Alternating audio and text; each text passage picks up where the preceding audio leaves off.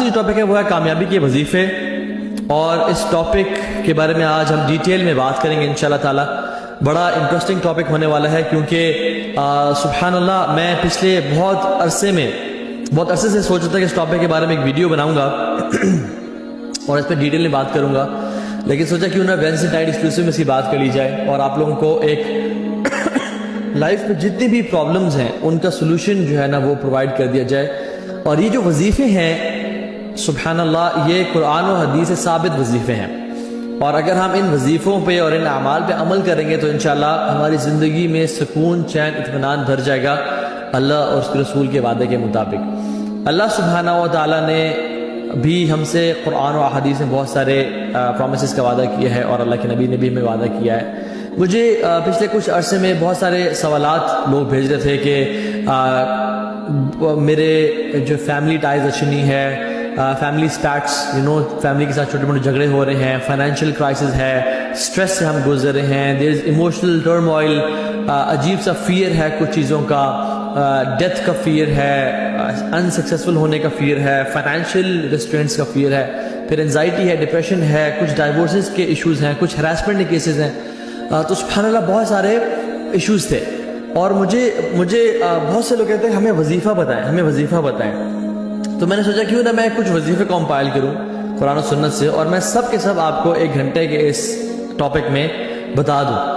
ایک اور بات بھی یاد رکھیں کہ اللہ تعالیٰ ہم سب کو ٹیسٹ کریں گے، no exceptions, we all will be tested.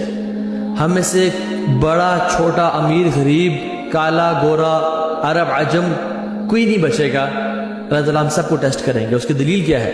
اللہ تعالیٰ قرآن میں فرماتے ہیں اعوذ باللہ من الشیطان الرجیم وَلَنَبْلُوَنَّكُمْ بِشَيْءٍ مِّنَ الْخَوْفِ وَالْجُوعِ، ضرور بے شک ہم تم لوگوں کو لازمی آزمائیں گے، من الخوف والجوع، خوف سے اور جو سے، وَنَقْصٍ مِّنَ الْأَمْوَالِ وَالْأَنفُسِ وَالثَّمَرَاتِ وَبَشِّرِ الصَّابِرِينَ، اور ہم مال کے کم ہونے سے، جانوں کے جانے سے، اور فروٹس کے کم ہونے سے، یعنی فائنینشیل برڈن اور فائنینشیل کرائسس سے ہم تمہیں آزمائیں گے، وَبَشِّرِ الصَّابِرِينَ، لیکن بشارت کس کو ہے، گلیڈ ٹائڈنگز کن کے لیے ہے؟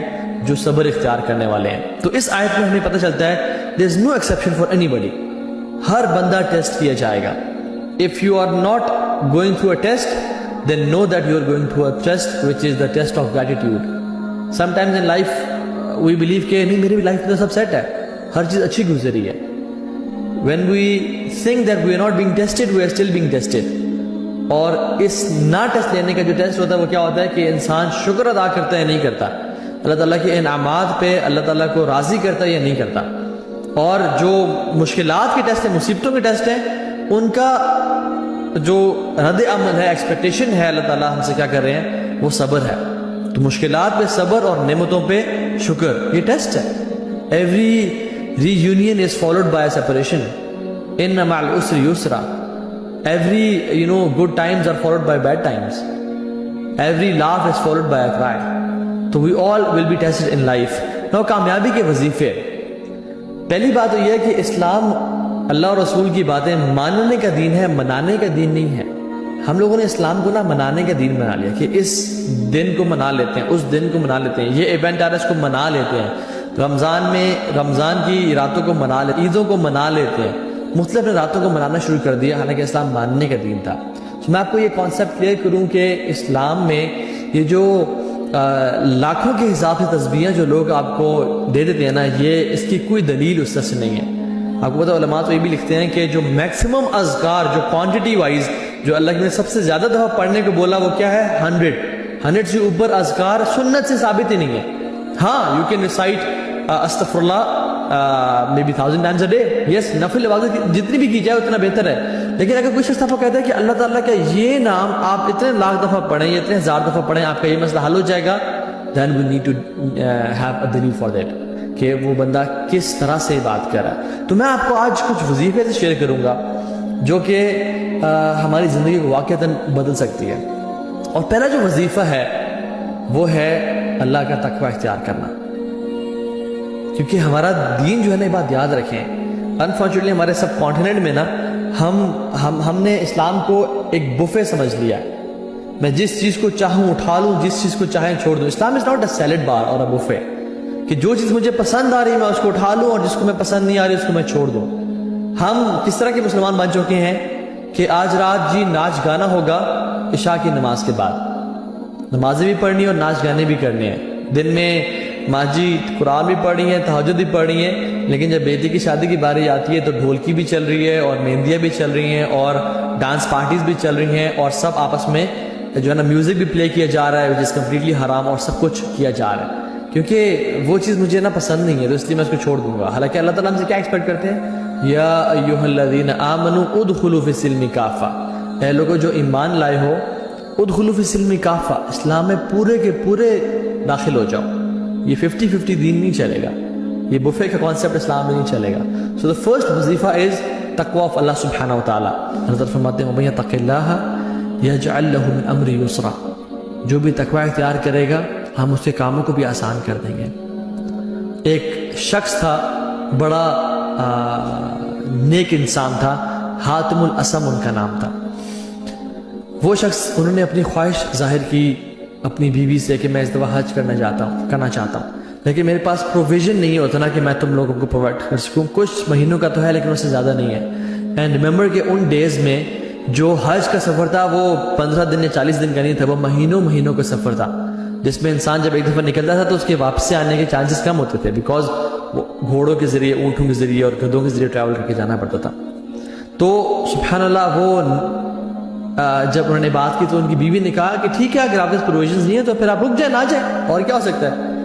یہی ہم میں سے ہر بندہ جواب دیتا ہے نا. لیکن his daughter was very special, she was intelligent and smart. انہوں نے کہا بابا آپ جائیں, ان اللہ هو الرزاق ذو القوۃ المتین, ہمارا رب بڑا رزاق ہے, ہر چیز پر قادر ہے, وہ ہمیں رزق دے گا, آپ جائیں, آپ نے ارادہ کیا تو نکلیں.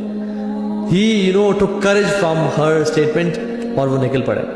اور جب وہ نکلے تو کچھ مہینوں بعد پروویژنز ختم ہو گئیں, اور پھر ماں نے اپنی بیٹی کو تانا دے کہا ہاں جی یو بگ ماؤتھ, بڑی بڑی باتیں کہہ رہی تھی نا کہ یہ ہو جائے گا وہ ہو جائے گا, آپ جائیں, آپ کدھر کھانے پینے کو, ہمارے پاس تو کچھ ہے ہی نہیں. اور اس کی سبلنگز اس کو تانے دے رہے تھے. تو شی وینٹ ٹو ہر روم, اور پھر اس نے کہا اللہم انت قلت وقولک الحق, یا اللہ آپ نے کہا ہے اور آپ کا جو قول ہے وہ سچا ہے. ومن یتق اللہ یجعل لہ مخرجا ویرزقہ من حیث لا یحتسب, کہ جو بھی اللہ کا تقوی اختیار کرتا ہے اللہ تعالیٰ آپ اس کے لیے راستے بنا دیتے ہیں اور اس کو وہاں سے رزق روزی عطا کرتے ہیں جہاں سے اس نے کبھی امیجن نہیں کیا ہوتا. اینڈ سبحان اللہ as soon as she makes this دعا, اور اپنے ہاتھ اٹھا کے اللہ کے سامنے اس نے اپنی فریاد رکھی, اس کے گھر کا دروازہ لاک ہوتا ہے اور وہ باہر دیکھتی ہے کہ جو شہزادہ ہوتا ہے, جو بادشاہ ہوتا ہے, اس کا انٹراج گزر رہا ہوتا ہے اور بادشاہ کے انٹراج کے پاس پانی ختم ہو جاتا ہے. بادشاہ پانی ڈیمانڈ کرتا ہے تو جب پانی ختم ہوتا ہے تو وہ کہتا ہے کسی کے گھر سے جا کے پانی لے کے آؤ, تو اس کے جو گارڈ ہوتا ہے وہ اس کے دروازہ ناک کرتا ہے اور کہتا ہے کہ بادشاہ سلامت پانی مانگ رہے ہیں. تو کیا ہوتا ہے کہ وہ جاتی ہے اور اس پانی کو بڑا ڈیکوریٹ کرتی ہے, کیونکہ حدیث میں کیا آتا ہے انزل الناس منازلہم, لوگوں کے رتبے کے حساب سے ان کو ٹریٹ کیا کرو, ان کو عزت دیا کرو. تو وہ اس کو بڑا اچھا ڈیکوریٹ کر کے اس کو پریزنٹ کرتی ہے. اور سبحان اللہ, اللہ سبحانہ و تعالیٰ نے اس پانی میں اس بادشاہ کے لیے ڈیلائٹ اور ایک سکون رکھ دیا. جب اس نے پیا تو اس نے کہا کہ یہ کس کے گھر سے آیا, this water has really something special and delight. تو اس نے کہا کہ یہ وہ جو دا فیمس عابد حاتم الاسم کے گھر سے آیا. تو انہوں نے کہا اچھا اسی گھر سے آیا تو سب اس کو سلام کرتے ہیں. تو انہوں نے کہا نہیں وہ تو حج پہ گئے ہوئے ہیں. کہتے اچھا حج پہ گئے ہوئے تو پھر ان کے گھر والوں کی رسپانسبلٹی ہمارے اوپر ہے, وہ ہمارے مہمان ہیں. اور پھر انہیں گھر کے وہ قریب گیا اور اس ٹائم پہ گولڈ کے کوائنس کے نا کچھ سیکس ہوتے تھے جس سے ہم بند کرتے تھے, تو اس نے نکالا اور اسے گھر میں پھینکا اور پھر فرمایا کہ جو شخص مجھ سے محبت کرتا ہے do as what I have did, جو میں نے کیا اسے کرو. تو پھر سب سبحان اللہ انٹراج نے ان کوائنس کو نکالا اور اسے گھر میں پھینک دیا, اور کچھ ہی دیر میں وہ ڈھیر اکٹھا ہو گیا. تو وہ لڑکی جو تھی وہ رونے شروع ہو گئی. تو اس کی ماں نے کہا کہ تمہارے پہ تف ہے اور عجیب ہو تم, جب ہمارے پاس کچھ نہیں تھا تم مسکرا رہی تھی, اللہ نے ہم پہ بارش کی سونے چاندی کی بارش برسا دی, اب تم رو رہی ہو. تو کہتی ہے کہ سبحان اللہ, ایک انسان نے ہم پر رحمت کی اور نظر کرم کی تو ہمارے گھر میں سونا اور چاندی بھر گیا ہے. امیجن جب ذو العرش مجید اور فعال لما یرید ہم پہ نظر کرم کریں گے تو ہمارا کیا بنے گا.